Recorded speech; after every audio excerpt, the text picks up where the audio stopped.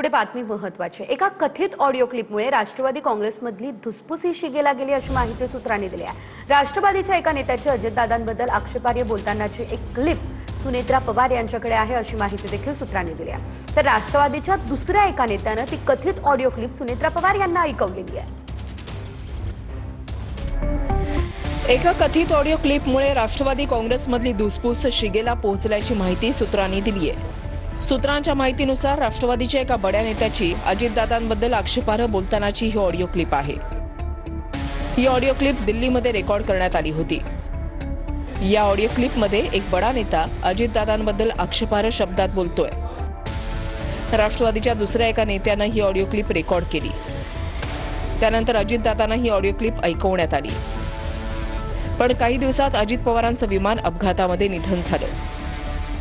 त्यानंतर संबंधित नेत्यानं ही ऑडिओ क्लिप पार्थ पवार आणि सुनेत्रा पवारांना ऐकवली।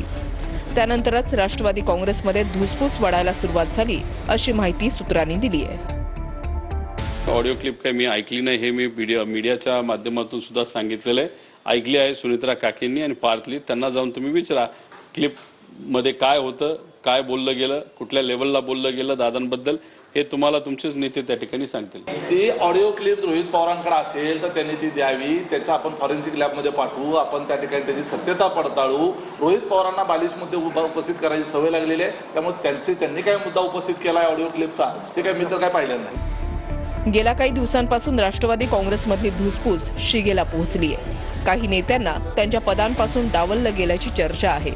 त्यामागे हीच ऑडिओ क्लिप असल्याचं बोललं जात आहे। Bureau report, TV9 Marathi.